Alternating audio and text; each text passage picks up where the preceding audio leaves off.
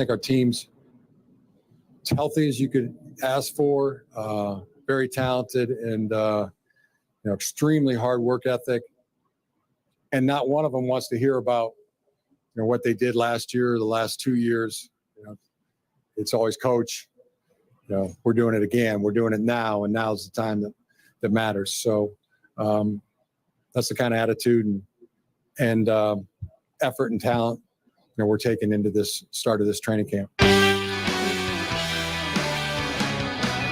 There's Jim Harbaugh in Indy yesterday. Welcome in on this Friday. I don't know about you, but those Big Ten coaches meetings, they're invigorating. They get you going. Get you ready for the college football season, as if you needed some kind of prompt to get ready. We get one with about a month to go, and there it was yesterday. The coach and a couple players making the rounds in Indianapolis. We're here to talk about it with you. It's great to be here on this Friday. We are here a couple times a week talking about the latest in Michigan sports. Always a chance for you to join us with your thoughts. You get them in. You got questions. Type them up, and we'll take them. We're going to get your takeaways from the Big Ten coaches meetings.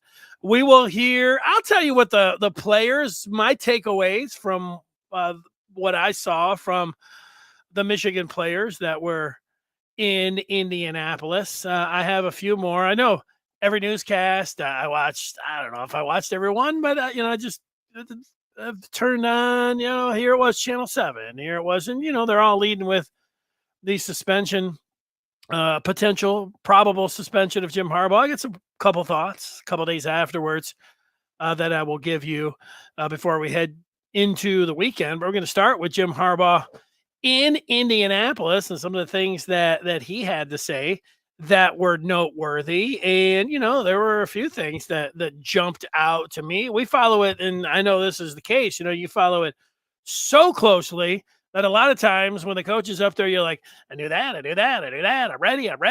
Like, you're just like, yeah, I'm up to speed. Everything that he's saying, I know. Well, you're following it. You're into it. And, it's as much as I try to follow it, I thought there were a couple of things. Even when the coach is emphasizing as he's talking about the players, you're like, wow, he really does like this player. There's no doubt about it. So some of that coming your way. I've been telling you for as long as I've been on here, we are presented by Rivals.com. I want you, as a Michigan fan, now with the season getting ready, I think this is a great time. If, yesterday fired you up, it's kind of the same thing when you stop in at the Maize and Blue Review. You get in there, and it's always firing you up about Michigan. What we ask is for you to give us a shot. We think you'll like what you see, whether it's the recruiting news, transfer portal news, football, basketball, reliable team intelligence, the Maize and Blue Review. It is the place to be. All right, well, let's get into it. We will start with a little Jim Harbaugh. We will ask you your takeaways from Big Ten Media Days as we work our way through. I'll take a question right out of the gate. Shadyville, or I guess he's making a statement. He's talking about Jim Harbaugh. Can we please stop acting like Jim Harbaugh didn't break any rules? He did it, wasn't forthcoming, but it's over. Let's move on. Well, I get that, and I don't. Like, it is over, and yet they don't know for sure that he is. I mean, it looks like it's going to be 4 games, but it could be reduced to 2. Is it over then? You got to put yourself in position of, the who's ever the broadcast. It's what Peacock for the first game, and then CBS, and then the Big Ten Network. So you got 3 different entities. So all of the broadcasters, when they go about it, they're not going to say, well, this is over. This isn't. No, it's going to be their lead.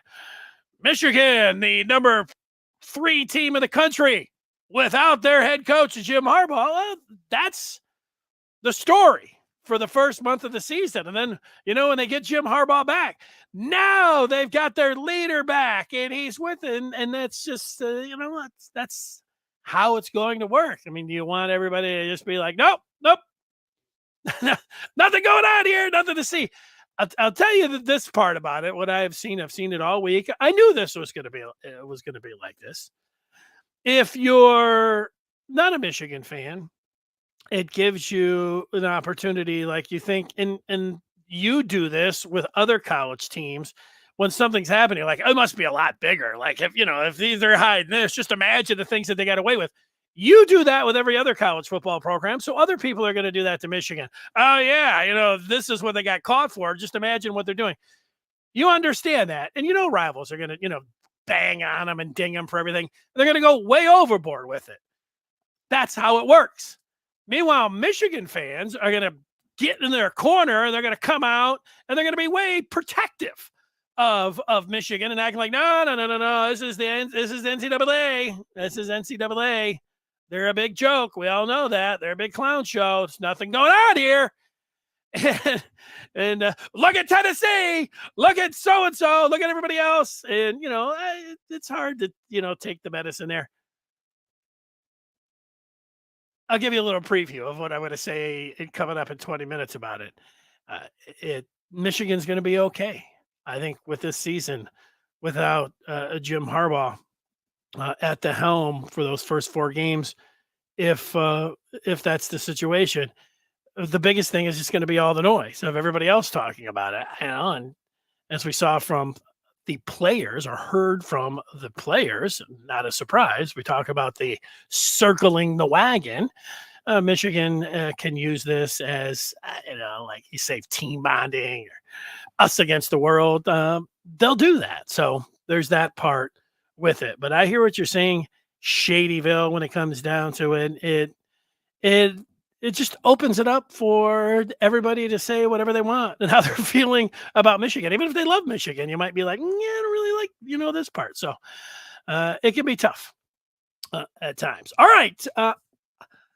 Here was one thing that Harbaugh said. Brock Heilig, who was in Indianapolis for the Maize and Blue review, we talk a lot about special teams because it's a question mark with Jake Moody and Brad Robbins moving on. Harbaugh said he hasn't seen a punting leg like Tommy Doman's in his time at Michigan. Noteworthy. Now, he didn't say, he's the greatest punter. You got to get out there and you got to do it. But leg strength, leg-wise, that's a nice thing to hear. Doesn't mean that he's going to be the best punter in the country. But, hearing that he's got a strong leg, that he's got a stick of dynamite in his right leg, and that, in his time at Michigan, that's a long time when it comes down to Jim Harbaugh. You probably have heard a lot of this. I just took a little snippet from what Harbaugh had to say about J.J. McCarthy. Not a surprise. Jim Harbaugh likes his junior quarterback. Here's a little bit that I took when Harbaugh was talking about J.J. McCarthy. Let's hear from the coach. This is from the first-time starter, and I can't come up with one. He's a once-in-a-generational type of quarterback at Michigan, and his progress continues to grow. Daily he's at the top of his game right now. Really, in all aspects, everything that he does athletically, everything that he does throwing the football, are at the elite level. And then the thing I think that makes him the most special, that differentiating, good and great, is that he's just willing to do anything for his teammates, anything for his team. And I think there's some compared to Patrick Mahomes, Josh Allen would be 2, and I know there's others, but that have that level of talent, plus the quarterback position to do anything, willing to do anything for their team. Yeah, well, hey, and that's a good thing to hear as well about J.J. McCarthy. Now, we know Harbaugh loves him. Calling him a generational talent at Michigan, you can put the quarterbacks that, how much of a generation you're going back, since Chad Henne, Drew Henson. Those it's been a while, so you could see. I think Michigan fans would easily agree with JJ McCarthy being a generational talent. But hearing that he's at the top of his game, so you don't know what's going on in the offseason, what he's working on. We knew that he gained a little weight, and that, and you think about the natural progression of somebody after a full-time year one starter to year two. You're expecting a player to be better, but hearing that he's at the top of his game, and that Harbaugh giving the comparison out there now. He didn't say he's got an arm like Patrick Mahomes or he's a player like Patrick Mahomes. He said from the players that, what did he say, for that how they go from good to great is how they work with their teammates and how they treat their teammates and how they have a bond with their teammates. And that was the comparison with Patrick Mahomes and Josh Allen. Those guys have the mutual respect, camaraderie, and all that with their teammates. And JJ McCarthy has that. That's not small things. It's nothing that you can look at with a formula that so many people like, to put on there. Like, well, what about the completion percent? This is something that's different than that. But you like to hear that when it comes down to JJ McCarthy and Michigan. So, you heard that part when it came down to it. I thought another, Harbaugh pretty much went through the whole team and, talked about where the competition was, whether it was at center. He thinks Greg Crippen, could be all Big Ten. Drake Nugent, the same thing, the possibility of having two all Big Ten type performers at center. That's nice. The edge, they don't have two, they've got four. We've talked about that all off season, maybe five. The offensive line and how that's going to work, and the cornerback position, which we'll get to coming up. But a tight end, Jim Scarcelli, who joins us on Wednesday, the former Wolverine, he keeps talking about the interchangeability, how they can interchange. I don't know if interchangeability is a word. How they can interchange at tight end. How he really likes the depth, 4 or 5 guys. And Harbaugh, it sounds like maybe Scar was talking with Harbaugh. These guys were exchanging notes and. Harbaugh feels like that as well, going through each guy. But there's no doubt when he started talking about one player that, he mentioned it was Colston Loveland. Jim Harbaugh, the saying, I hope you love a sports figure one day as much as Jim Harbaugh seems to love Colston Loveland. He just loves Loveland, and it's good because it matches up with you as a Michigan fan because you love Colston Loveland. And my answer, and look at you get it. You're always looking for a weakness of a team, even if they look like a juggernaut, even if they look like this Michigan team, a serious national title contender. But what about the wide receivers? It's a fair point. What about the wide receivers? Well, what about Colston Loveland? What about Colston Loveland as a pass catcher? Is he more wide receiver and receiving threat than he is like blocking tight end? Yes. And as we've seen in the NFL from the teams that have those, and I'm not comparing Colston Loveland to Travis Kelce or Mark Andrews, but those are two of the tight ends that when you look at the NFL teams, they don't necessarily have. And, you saw it with Tyreek Hill leaving from Kansas City. You looked over there and you're like, who are the rest of these guys? It's a question mark at wide receiver. Well, Travis Kelce, he's the go-to guy. And it's constant. Baltimore's trying something. But the Ravens, it's Mark Andrews. He's the guy. So I think that you should include him. If you're a Michigan fan, I worried about the receiving. Put Loveland in there. I think it makes you feel better when it comes down to the receiving core, when it comes down to it. All right, those are the things that I took away from Jim Harbaugh and what he had to say. Let's see what your takeaways are. That's what I'm asking you. If you want to get in, if you're watching this and listening to it after the fact, we're live at 1:00. We like being interactive with you so you can give your points. Or if you want to be like the number one Facebook fan and Glenn, and you get in and throw that go blue out there. He's there He is number one. He has a diamond next to his name every time I look over there. Richard says JJ is moving up NFL draft boards. Yeah, Richard, I tried not to be like just, the gigantic big time homer, waving my pom poms, and you say, why be a homer, lean into it. I don't know, whatever.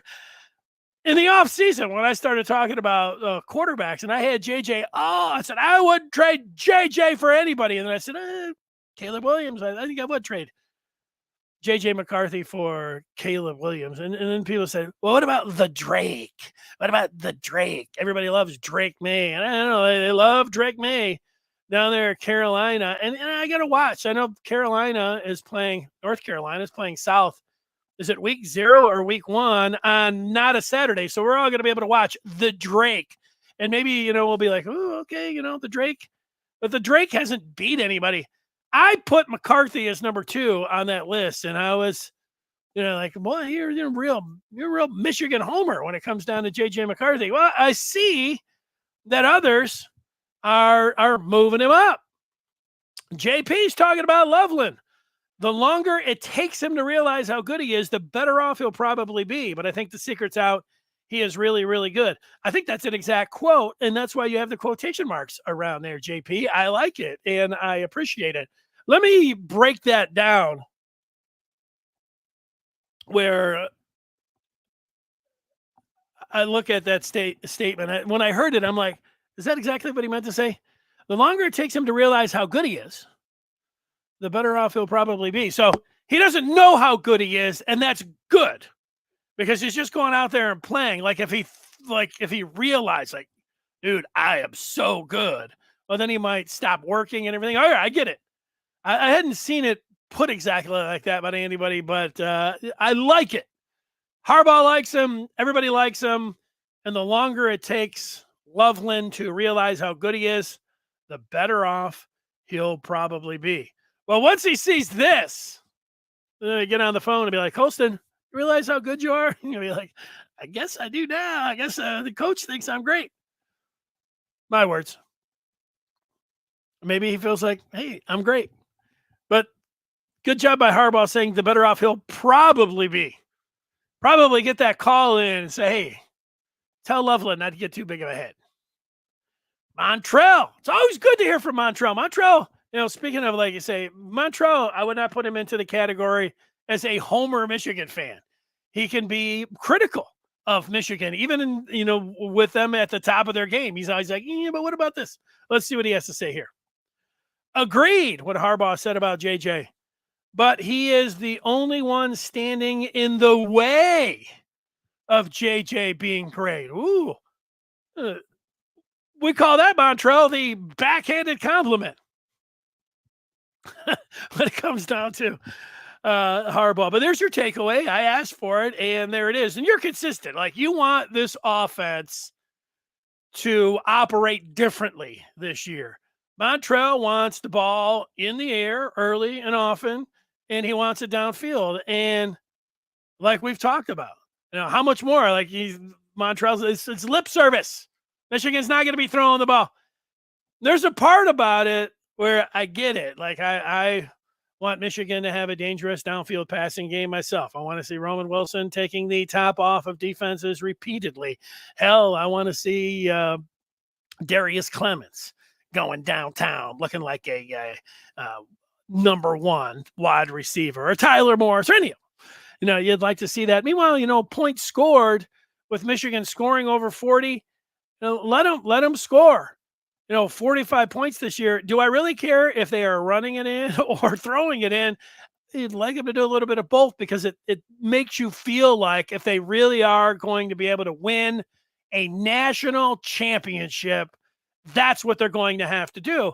And that's why somebody like Montrell just keeps pounding the table for Michigan to have a dangerous passing game with big chunk yardage in big air yards, because what it'll mean to him is that then Michigan can play with anybody. Bring on Georgia. Yeah, they can't just, stuff it down Georgia's face. Run the ball down Georgia's throat. And yeah, that's what he's talking about. So I get where he is coming from.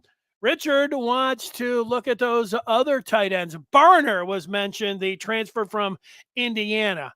Matt Hibner also mentioned in there. Bredesen, who you could put in, is that the big four? Marlon Klein, 5. How many of the tight ends are you going to get in there? You know, Bredesen seems like he's good for a play. And that's what last year, maybe he'll be better, but a play, whether, nice 10-yard catch. Barner seems like, he likes playing the physical game, okay, maybe he'll go out, catch the ball, maybe a little bit of a schoonmaker. But the Hibner and Klein, they, to me, and Loveland is more, it seems, wide receiver than blocker. Maybe he'll get better that way, but I don't know about Klein and Hibner. These guys seem like they could, one of them, maybe both of them, be the best combination. And we'll see how they emerge and if it is going to happen. JP saying, yeah, Brian, a lot of interpretation is required to understand Harbaugh speak. Yeah, you're right. I'm in here. Brian coming back with Hibner, going to open up some eyes. And Montrell saying, yeah, he's not talking about air raid, full air raid, but he just want to be so predictable. The jury is out on Michigan. Okay. The jury is out. Well, let's move over to the players and takeaways from Big Ten Media Days when it comes to the players. First one up for a takeaway for me is Blake Corum, who was asked about his status and asked specifically if he had been cleared. And he said, I believe that the doctors cleared him. And then he talked about, I don't have it up on the screen or the audio here, that, maybe he has to go back and make sure. He felt in his mind that he was cleared. And he said last week that he was 98%, leaving that 2% for being able to go out there and do it. But he said he had a doctor's appointment the other day and he believed he was cleared. All right. We keep getting the status update on Blake Corum. And like I said, I have said this all along with Blake Corum. The biggest thing that I want to see after a win coming up on September the 2nd, a month away from this Wednesday, is that I want to see Blake Corum look like the old Blake Corum. He can say, and I'm glad he's saying it, how that he can do everything and how he feels great like he did last week, or, he believes he's cleared, all good. I would also, when he's in training camp, I look forward to Josh Henske, the publisher of the Maize and Blue Review, who gets practice intelligence, and then he posts it over there, and he's talking about the different players and everything else. I look forward to the part where he said, Blake Corum, it looks like he has not missed a beat. I'm looking forward to that. It's good. I do want to see that.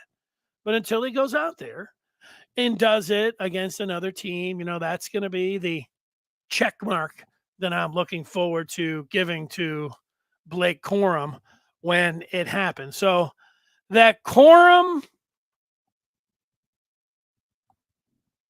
says he feels like he's cleared, that's good. Next week, I'm going to talk about how to divvy up the snaps in how it would be perfect to divvy up the carries and the catches and the throws and the splits and all of that.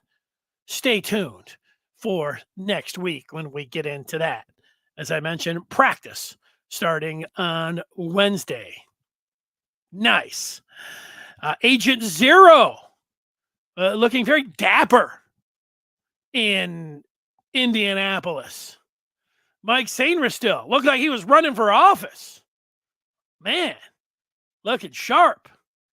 Mike Sainristil in Indianapolis. I liked with Sainristil talking about that other corner. We always talk about cornerback 2. Sainristil could be cornerback 2. Harbaugh said it could be a safety. Harbaugh said it could be a number of guys, and he went through them. Sainristil said, don't be surprised if you hear Josh Wallace's name called a lot on Saturday. Josh Wallace, the transfer from UMass. It could be Amarian Walker. I think Amarian Walker has the most athletic ability. And I think Michigan, when it comes down to who you think, like we're just like, I don't care who it is. Whoever wins the job, great for him. That's it. Like, so, I like myself, Miles Pollard, just because the last 2 springs, I like what I saw from the kid. So I root for him. And I hope that, he gets a chance and it'll be him. So I like my super dark horse. But I believe that Michigan would like Amarian Walker to take that job because I believe he's the most athletic player that they have. He might be the most athletic player on the team. That shuttle drill that he had comes to mind. That he's a super freak when it comes down to testing. And so if he could put that together, I think that would bode well for Michigan. If it's not going to be him, maybe Jaden McBurrows. Also over there, it could easily be McBurrows, who's got a little burn and, has had some time to work over there. It could be somebody like a walk-on who's now been around the team and Keyshawn Harris, or it could be the transfer Josh Wallace, who played 4 years and was a captain at UMass. Would it be a surprise if it was Mr. Wallace out there? Would it also, and Harbaugh said as much, is that you could see Amarian Walker in game 1? I mean, McBurrows or Josh Wallace game 2 as the starter. Put him out there on an island and, see how they do.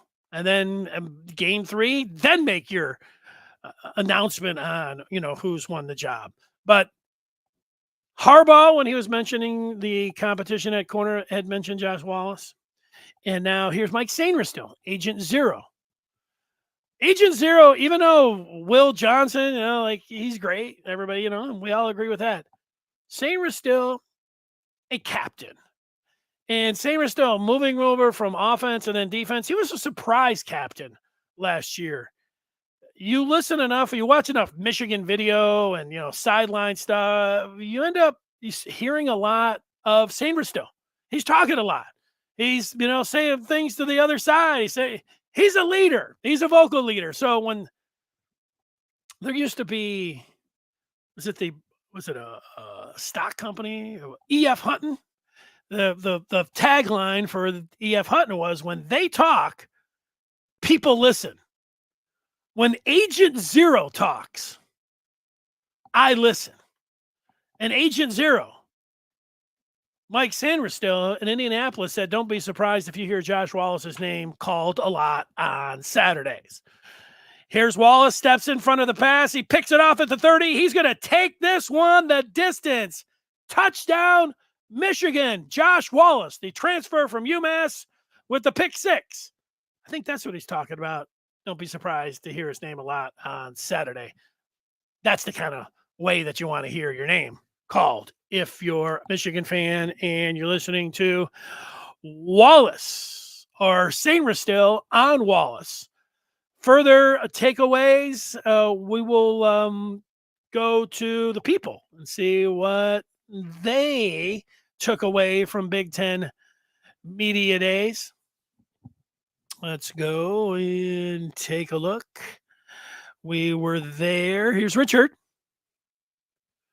Michigan is guilty of having a lot of great talent. I know what you're doing there. I like it. Jason, can we talk about Blake's outfit? The kid is stylish. That's a suit you would wear to the draft. He looks so happy and ready for August the 2nd.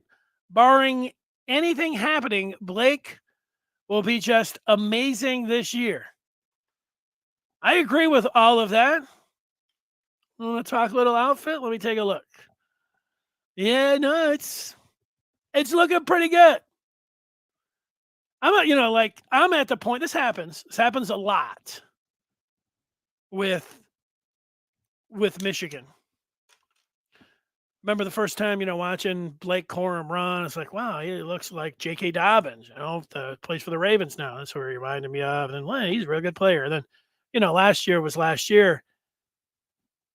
He was great. The injury.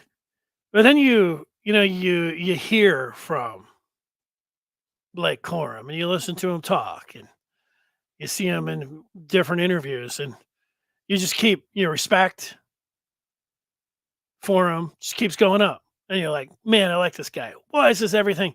And as much as, I talk about it as much as you, like the downside of college football, it is a vicious blood sport, gladiator, all of these things, a big $1 billion business, big cheating all over the place and everything. And then you get Blake Corum and you listen to him talk about how much he loves Michigan and his teammates and what it means to him.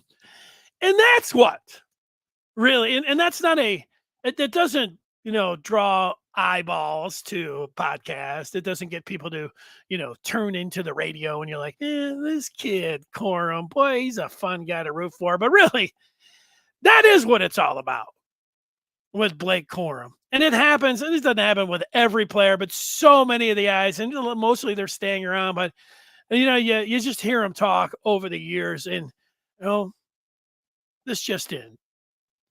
Young men really mature, as they go through, and particularly through college. And, they go from, the freshman who, might not be able to even put a sentence together by the time they're seniors. You're like, wow, look at this guy. This is everything that it's all about. Corum is an example of that. You'll never see me. You just type in Blake Corum, talk about it. Very easy to do. He is a star, and, I'll say this. I don't know like everything about him. It's just what I see and what I listen to, but everything that I see and listen to with Blake Corum, I like everything. And, that's why he is who he is. Steve is indicating that Corum and Edwards ran a lot last year into stacked boxes. Imagine what they can do when the defenses have to respect the downfield options. I have been imagining that, Steve. And that's the thing. Michigan walking up to the line, it gets back to what Montrell's saying. If there's a light box, if they're daring Michigan to run with Michigan's offensive line, well, Michigan is going to take the sledgehammer and they are going to smash the opponent to smithereens. But I'm no defensive coordinator. But if I was, I would say, look, we do have to pick our poison a little bit here, but we're going to put our corners out on an island and we're going to make McCarthy beat us over the top. Especially, we are going to overpopulate the line of scrimmage. We are going to put everybody in the box. That's our game plan. And so when that happens, McCarthy's got to look out there to Roman Wilson, and he's got to make it happen. And when you keep making that happen, they have to help, or it's going to be a situation where, but you like to be able to do both. And it's the magical thing. It's not magic. It's the great thing about the X's and O's with football and why play action can work. And you just get that little hesitation with somebody because they've been running it so much. So they're going to take a step forward to the line of scrimmage. And if you are showing that you can beat them through the air, if you are able to line up helmet on helmet and then give it to these backs who can make somebody miss and they're getting 10, 15, it's a wonderful thing to think about. Complementary football on offense, the passing and running game working together as an offense should. It's the stuff dreams are made of. Champions are made of. Post of the day from Steve. Nice job, Steve. JP liked it. They're going to be punishing folks when the defense has to start respecting our passing game. Walker might not be able to be an agent zero all in one season. It might take longer. Yeah, well, Amarian Walker, he played last year, but he's only a sophomore. Or as Keith Jackson would say, he is a sophomore. So, yeah, he's got a little time over there. Richard talking about the dynamic duo of Donovan and Blake. It sounds like a dynamic duo. He can't wait for the season of these two. I can't either. Usually you're talking about one position and you're like, oh, man, and I just talked about Blake Corum for like 5 minutes straight. Then you're like, what about Donovan Edwards? Threw the first pitch out at the Tigers game yesterday. Donovan Edwards is a great back. Not just a good back, a great back. Donovan Edwards could be the best running back in the country. He's got everything that you want. But what I like about Donovan Edwards, I like his home run ability threat. And he's got it on the ground, and he also can get out and get loose in the passing game. I think they call themselves not a thunder and lightning type situation. If it was a thunder and lightning type situation, Edwards would be the lightning and Corum would be the thunder. But you can't put thunder. If you need a yard, Corum can get skinny enough and get low enough to get you that yard. But he's lightning too, so it's lightning and lightning with those two out there. Wolverine fan 2 checking in. Blake, Mike, and Chris were terrific, great young men. Made me proud to be a Michigan fan. Look at that. Chris Jenkins.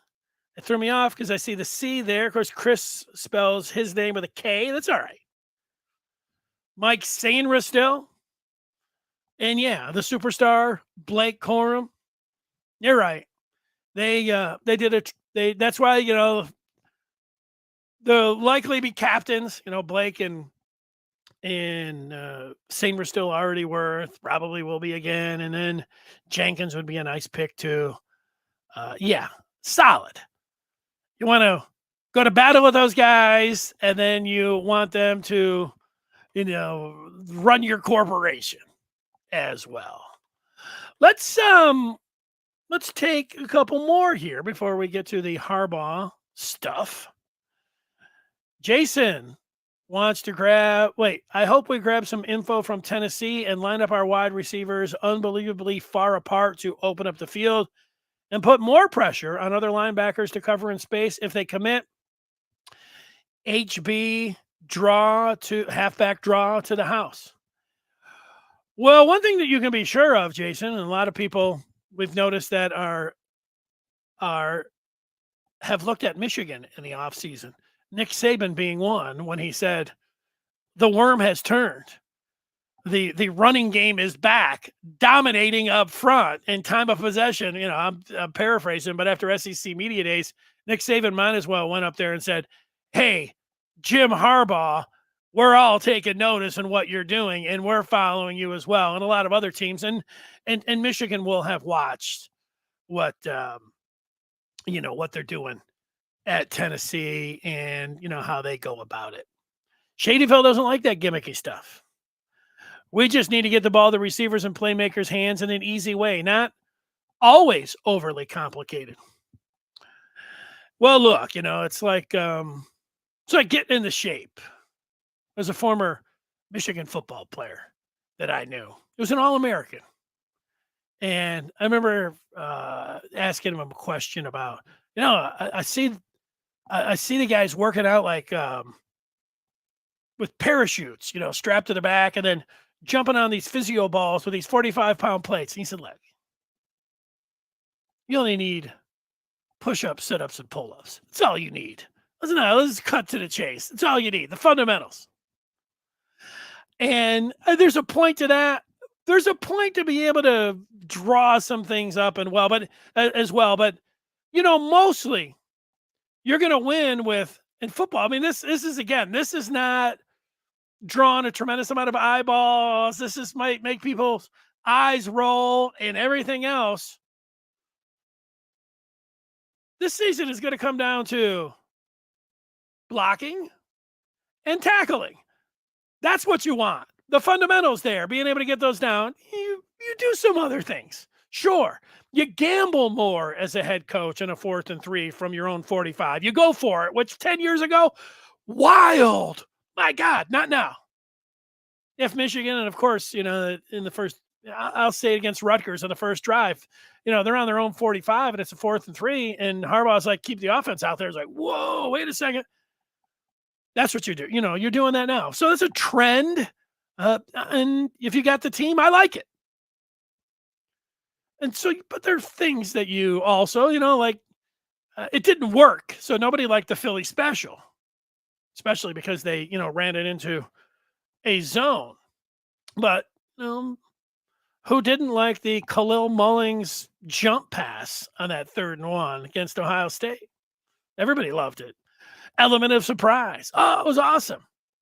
I still am shocked that they called that and that it worked. But, at some point, I guess I'm going to always be shocked my entire life. I'll be sitting there. I don't know. We don't know how we're going to go, but I'm going to picture myself on my deathbed. And my wife's going to be like, what'd you say? He said he can't believe that Harbaugh called that halfback pass to Mullings in 22. I don't know what he's talking about. But he's delirious. He's ready to go. Richard. These young men at Michigan remind me of my military teammates that I trusted with my life.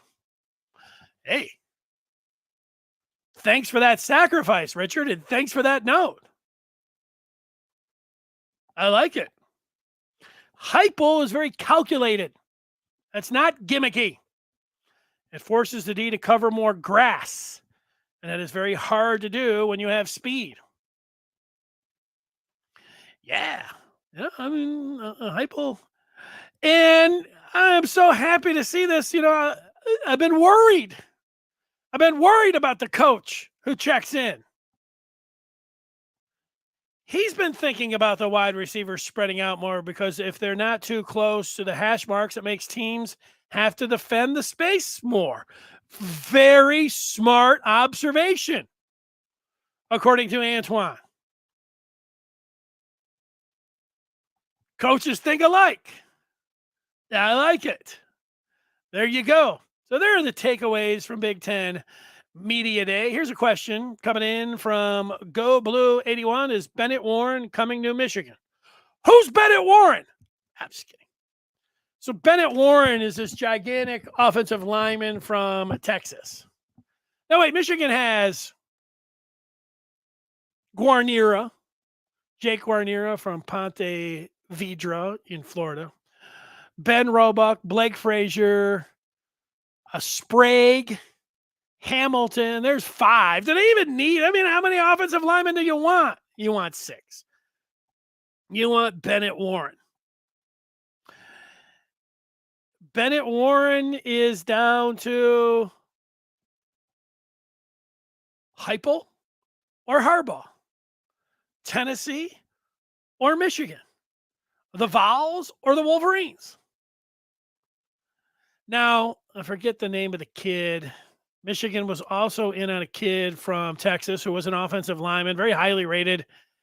And his name escapes me, but it was like, he went to Tennessee. And this kid has been, calling Warren, he's recruiting him. Come on in. We can be bookend tackles for the next 4 years. So maybe that is, that's going to be tough to pull him there. But I don't know. Michigan's they got one team to beat. So that's a pretty good spot. When is he is deciding, talking about Bennett Warren, the offensive lineman from Texas, on Tuesday, August the 31st. So there we go. MB, everyone doing a lot of complaining about the wide receiver, but can't nobody tell if Worthy would have came to Michigan versus Texas, he would have been looked at as one of the best wide receivers in the country. Xavier Worthy. Now, what are you saying about him?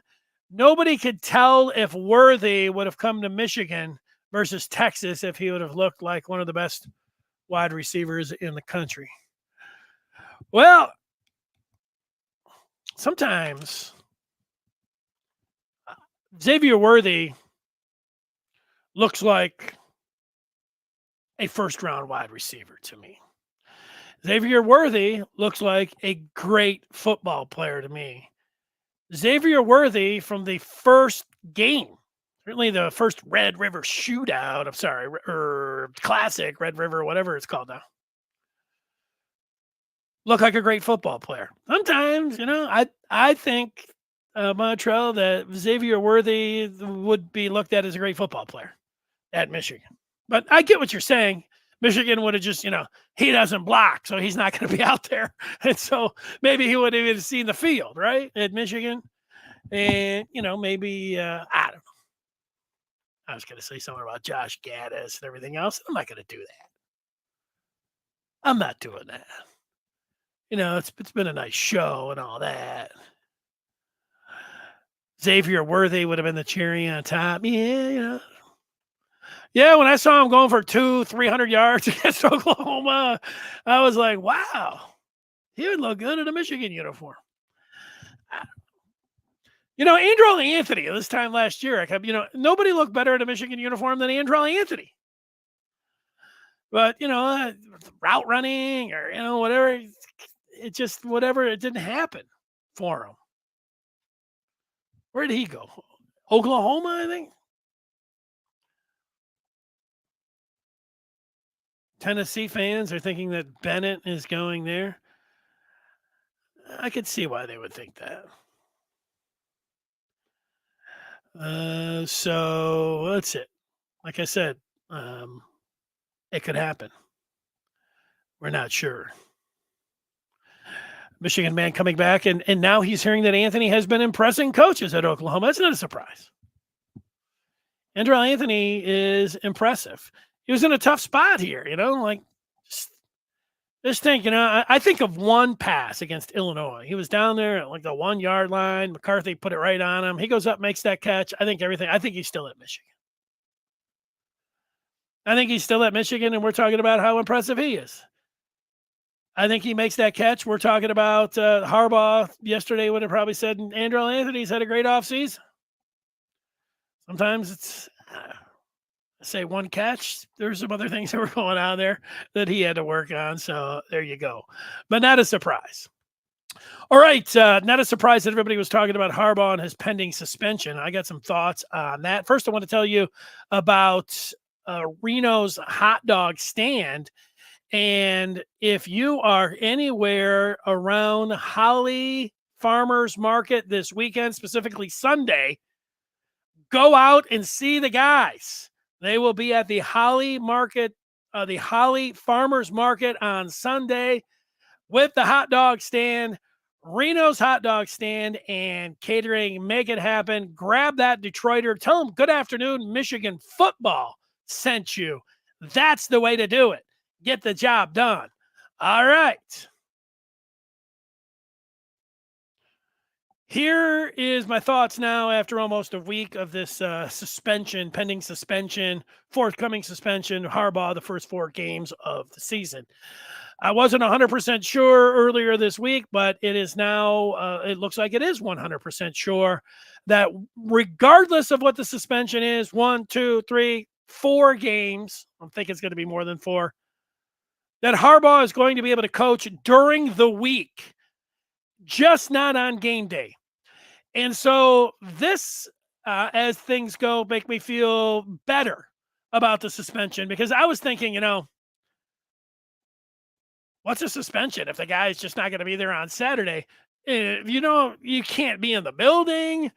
He's suspended for the first 4 weeks of the season. He can't even be in the football office. To me, that was good. I don't know. Was it going to be a big deal?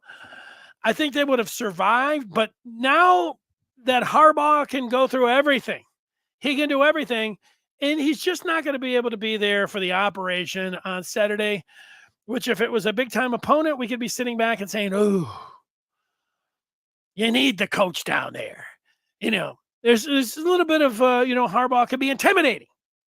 And that he's going to know everything that's going on out there and calling the game and all the procedures and everything that go through it.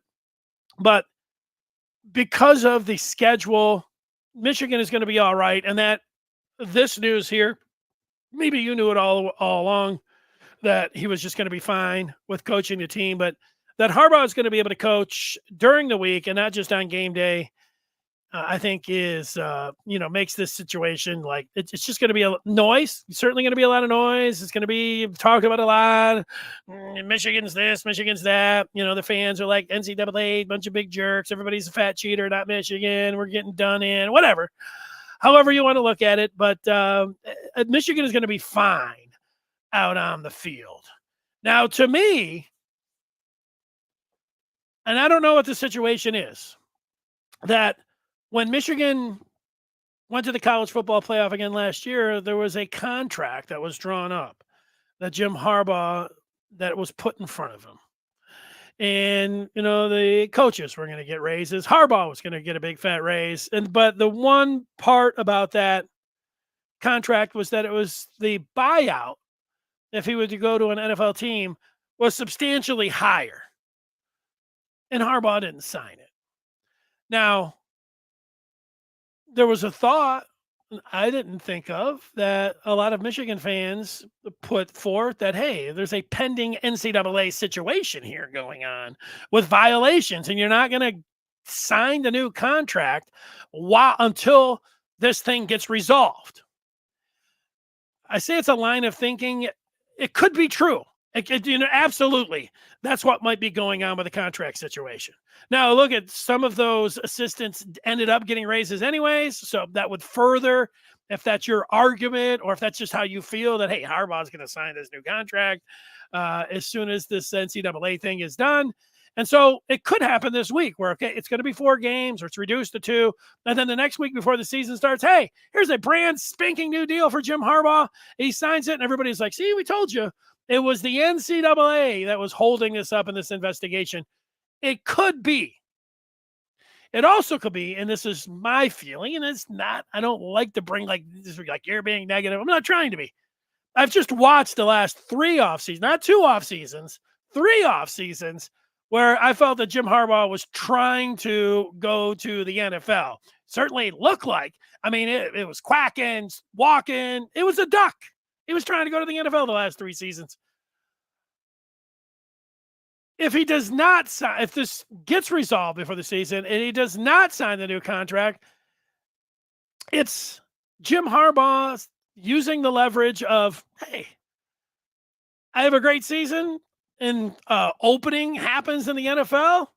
I could take it and I could be gone and I wouldn't have to worry about this little buyout from Michigan. And hey, how are Michigan fans going to be mad at me? You're going to have another great year. And, hey, good luck. Now, look, I hope that doesn't happen, but I'm giving you my read of the situation. There's a lot of people that said, no, this has to do with the NCAA. They could be right. I don't feel like that. I feel like he's keeping his options open. And look, if he's, if you're Harbaugh and you think, I'd like to be courted again, recruited again by the NFL. Maybe if the situation's right, I would do it. And because of the team he has, and if he comes back and he's doing this again, that money that you could say he's leaving a little bit on the table now, he has another great year. He can just name his price. He could tell Ward to tell Santa to say, whatever, here's what I want, and here's what I'll get. Here, just send me over the blank check. And I know people like, that's not really how it works. Michigan gets back to the college football playoff. That's exactly how it's going to work. Michigan wins the national championship. You think that's not how it works. You think if Michigan wins the national championship, that Jim Harbaugh can't say, send out over that blank check. This is what I want to write in there. You think, what Michigan's going to have to do? Here's the blank check. Whatever you want, Jim, you can get. Okay. So those are my thoughts when it comes down to the suspension and what's going to happen. And there's going to be a lot of outside noise, going to be a lot of inside noise with the team. How it's going to work with the coach being there, they're going to be fine. I think that I don't see this having any lasting effect. Again, unless it comes down to the image. And then the image is whatever you think it is and whatever Michigan tries to make, and whether you believe it or not. This is their image. This is what they want it to be. And there'll be a lot of other people like, oh, what just happened, though? And so you'll just, we'll see how they turn out when it comes out to the image. But that's it. That's what I think's going on. Okay. We'll take some last bit of feedback here and just see what's going on. Antoine says Michigan doesn't like to run slants for whatever reason. As a matter of fact, Anthony's biggest play was against Michigan State on a slant route. Yeah. Well, when you say for whatever reason, what I have found, Antoine, in my experience of 30 years of being in the business of sports and talking to coaches and talking with managers, you know what? They always have a reason. When you say for whatever reason, there is a reason that Michigan doesn't run the slant routes. It's not because, these fans want us to run slant routes and we're not going to do it. There's a reason. There's a reason that they don't run jump balls down by the end zone. There's a reason that they didn't throw so many screen passes. Now, we can say why we think that is. I think, the screen pass is a difficult touch pass to make for some quarterbacks. Sorry. The slant pass also, you might feel like it could be a little dangerous when it comes down to it. And you might want to run, you feel a lot more comfortable in other type throws. That's what it is. So it's not for whatever reason. There is a reason. Believe me, these coaches, what Harbaugh, what did he say yesterday? They have these this testing. And I forgot how many data points that he had on each individual player. It was 50, I think, some odd testing points. You don't think every play, every route, every single thing that they're doing isn't looked at and talked about and discussed? So for whatever reason, there is a reason that they don't do it.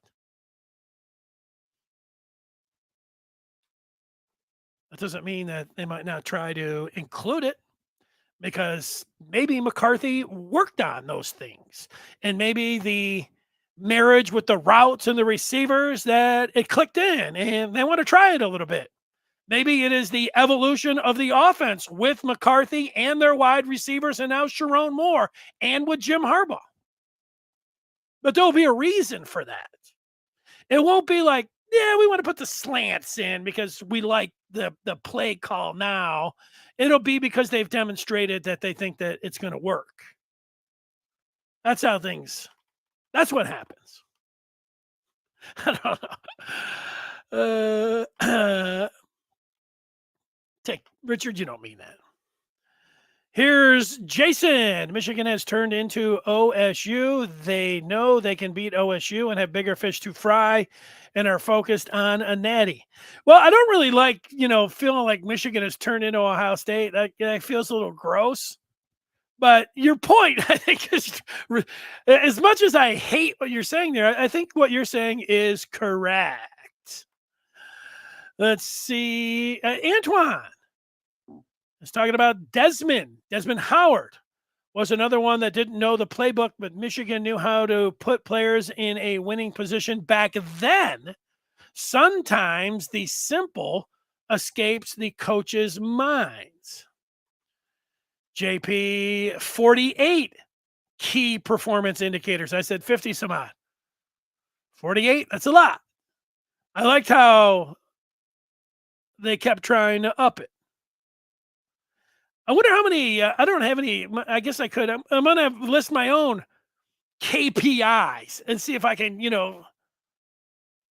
my key performance indicator right now. Can I walk that first mile under 19 minutes?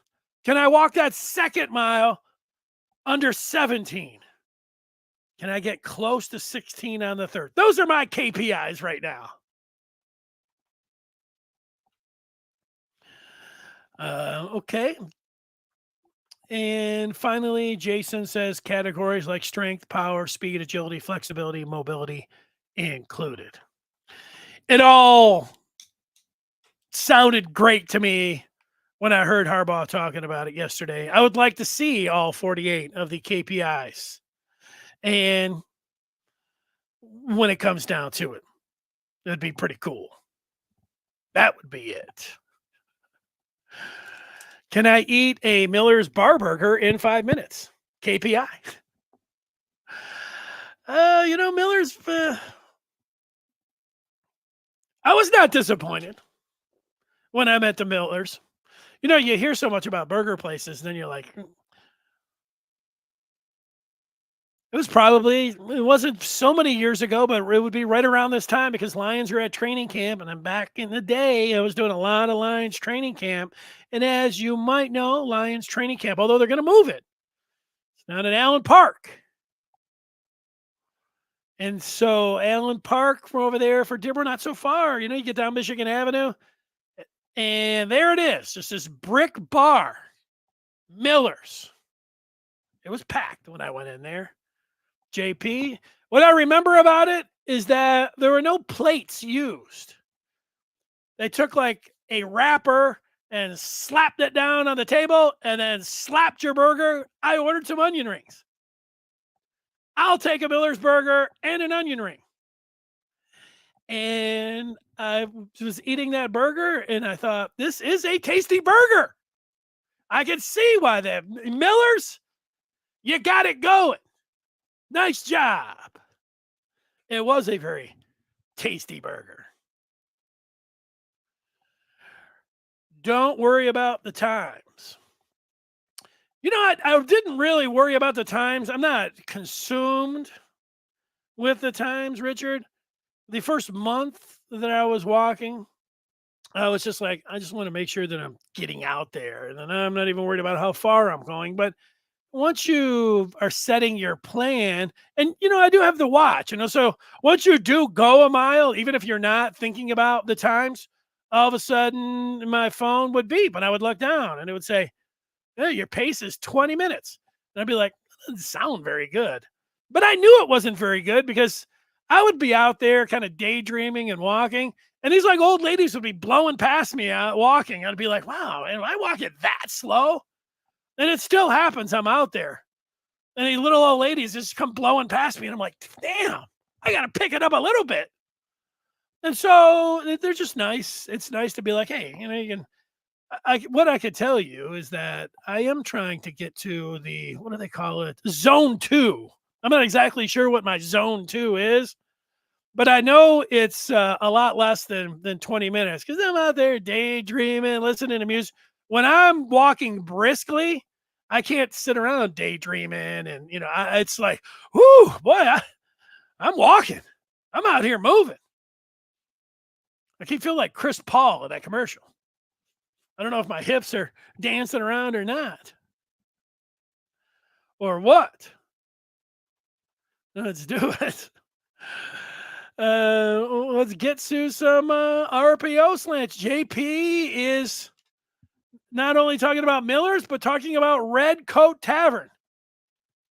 Like, JP, you like, I don't know. I know you're a coach and from Northern Georgia. You like Michigan. So already I like you, Miller's and Red Coat. If I was putting together a top 5 burgers, I would automatically put those two in there. And I would put, controversial or not, Red Coat in front of Miller's.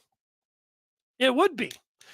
There was a bar in Ann Arbor that was across from the train station, which I believe is closed now. And it's sad that I can't remember the name of it. Basketball court that I used to play on right, next door, the railroad track, the train station. And then right across the street was this burger place. And it was nice. It was like kind of an old time place. You had to kind of walk up 5 steps and there was a bar area and there were the burgers. Very tasty burger there too. Steak fries. What's the name of that place? I think it's closed. I think the I think the pandemic did him in. Antoine is in love with Ohio State. That's why they're so hard to defend, because you don't know what they're doing from a wide receiver perspective. Their route tree is hard to defend because they have the whole playbook open with 4 routes. You know why Ohio State's wide receivers are really hard to defend? Because they're great, Antoine. I don't think that Michigan's route trees or play calling is holding them back. I don't think so. But I don't like. Just sitting back and being like, I don't rubber stamp everything that, it's Michigan. They're doing great. We're fans. You're a fan. You don't know what you're talking about. Let's move on. I mean, Ohio State has better wide receiver room than half of the teams in the NFL.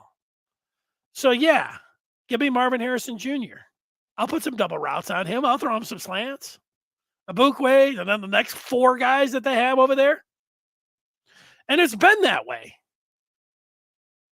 And like Garrett Wilson and Chris Olave, it's like, they're tearing up the NFL. That's not a surprise to me. Now, they tore up Michigan. They didn't tear up, but you watch those guys when they're playing at Ohio State, you're like, these guys, I mean, there's your wide receivers, and then there's, Olave and Garrett Wilson. And, do we want to sit around talking about how great these guys are? You know what? If Michigan had Michael Jordan out there in his prime, I think they could run a lot of ISO. Give it to 23 and get out of his way. If Michigan had Jordan in his prime, they'd run some different things. I don't know, Ohio State.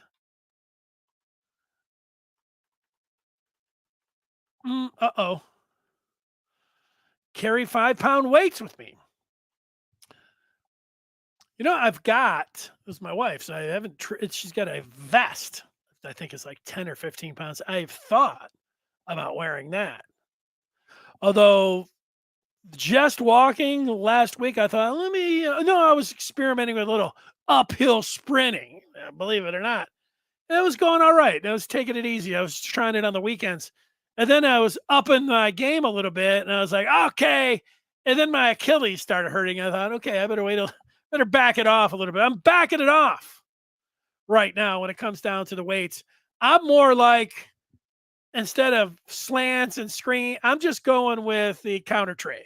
I'm just going with the fundamentals right now. I'm trying to get those down slow and smooth and fundamentals, and then we'll see where it takes me. Get Penny out there. I've got my German Shepherd who goes for the walk, but he doesn't like to go now for he doesn't like to go more than a mile. So I'm not a fan of Miller beer. Full house in Ipsy. Now, who you're throwing Ipsy up there, which I'm very familiar with. I've never heard of Full House, so that must be relatively new. If you were going to ask me who's got the best burger in Ipsy, I would have told you Sidetrack. Antoine says, I played football. If I know you're not running any kind of slant routes as a corner, I can lock you down easy. All right. An ace burger. Sounds so good. OT, 3 points in the second half shows that the OSU scheme isn't that great. Touche. I don't know. I've never used that here on the pod before, but it seems appropriate. It's not about just being a great athlete. If you've got a vast route tree, you can't play them any kind of way. You want more of a route tree? I get it. Double moves, route trees. If I know you're not running slants, I will force you out of bounds. All right.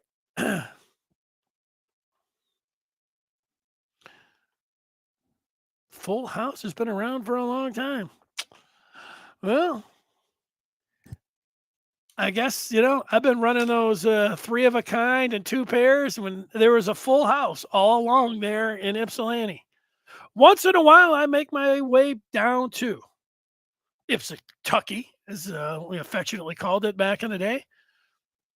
I'll lock in that full house and think about it when I get there. Thanks so much for watching. Coming up next week, practice. Practice starts on Wednesday, August the 2nd. So we can't yet talk about the games, but we can talk about practice. And I'm looking forward to talking about practice. I'll see if I can get the name of that burger place in Ann Arbor that I'm so surprised that I can't remember.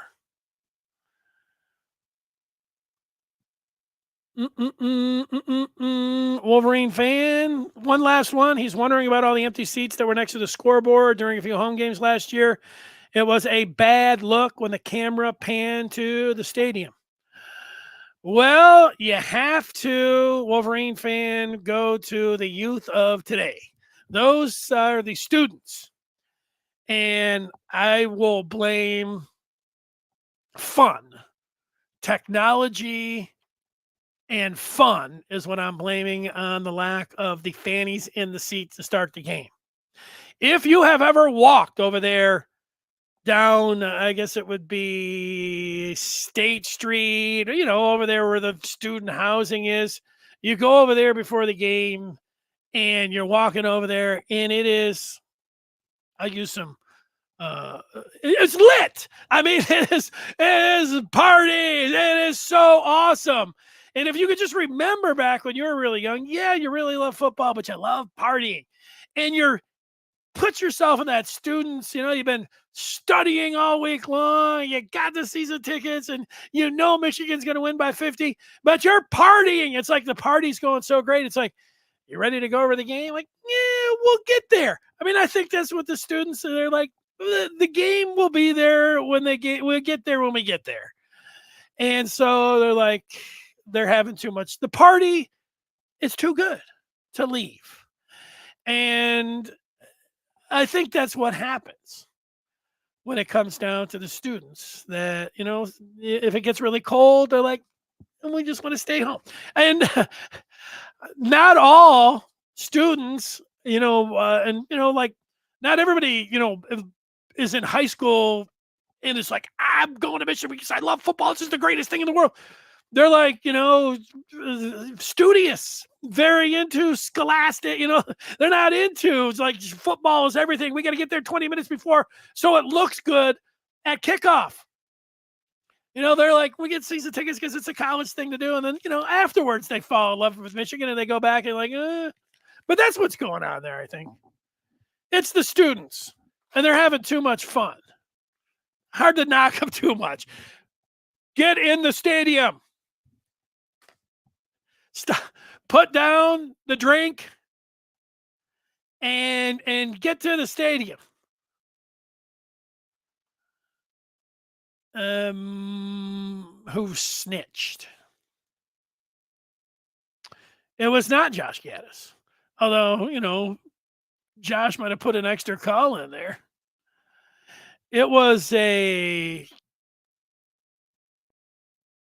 recruiting coordinator.